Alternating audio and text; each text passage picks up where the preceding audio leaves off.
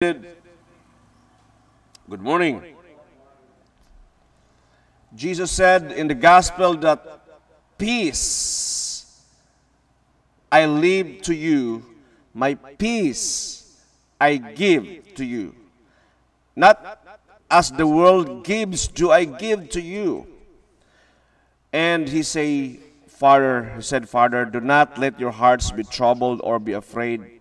And you heard me tell you, I am going away, and I will come back to you. And he said, if you love me, you would rejoice that I am going to the Father. Unsa nga peace ang gihisgutan ni Jesus Christ diri? Is it the absence of war? Is it the absence of turmoil or confusion and famine and political rivalry or whatever in this world? And siya, no. The peace I am giving to you is not the peace that the world offers. Kay mo ingon gud tag peace, ang atong pagsabot sa uban is kalinaw o kahapsay og kalinaw. The peace and order that the police and the military and the politicians provided. It's not that kind of peace. In fact, ingon si Christ that the enemy of this world is now coming. And siya mo nagpaduol na kuno ang I'll give you that exact word. I will no longer speak much with you. Di na ko maghinabi yung dugay. Ingon siya, for the ruler of the world is coming. Tungod kay ang Yawa, who is the ruler of the world, God allowed Satan to rule for just a certain period of time, is coming. But you must rejoice, ingon si Christ, because I am already giving you peace. And bisa pag mag-away-away ang pamilya, mag-away-away ang silingan, mag-away-away ang nasod, mag-away-away ang kalibutan, but the peace I am giving you is a peace that surpasses all human understanding. Nga bisan pag naay kagubot na agya po'y kalinaw. And the world cannot comprehend. The world cannot understand what kind of peace is that. Unless you have the Holy Spirit.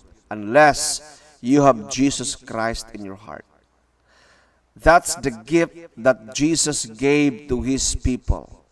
Munang gasa nga iyang gihatag sa iyang mga katawhan.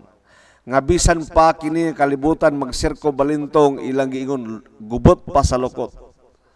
But we have peace within us. Why? Because Jesus is in our heart.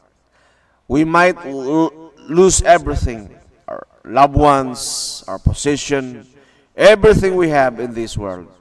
But that would not matter much. Why? We have Jesus who is our everything.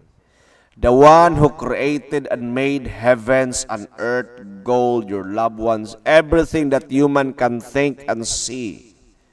The creator of the world and the creator of the universe is within you. Mawala ang tanan, pero magpabilin ka nga malipayon tungod kay naa ang kalinaw nga gihatag sa Dios.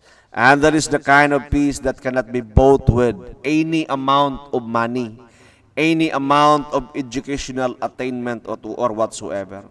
Si Paul and Barnabas, in our first reading, they went back to the church. And the Bible says, they strengthened the spirit of the disciples. Ilang gilig-on ang mga disipulo. And they exhorted to them to persevere in faith. Kita kuno ako ikaw kita karon magpabilin ta diya sa pagtuo because it is necessary for us to undergo many hardship to enter the kingdom of God. Insa kita kuno tanan muagi gid ta og necessary gyud nga muagi ta og mga kalisdanan. In fact, kini nga part of the epistle, si Paul ni bag-o lang siya gipatay. May gali kay wa na patay. Gikulata siya maayo pero bangon og gyapon si Paul og abi lang patay na pero buhi man di ay.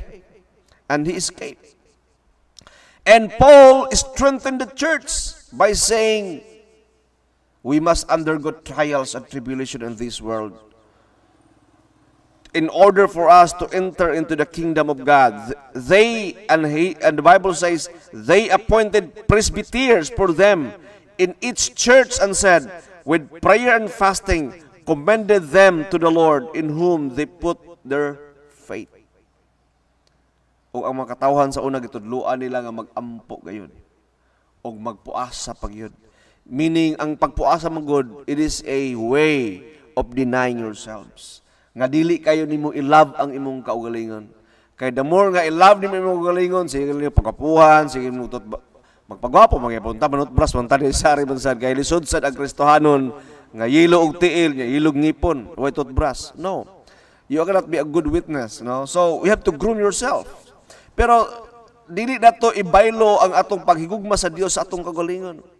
That is why they spend time for prayer and for fasting.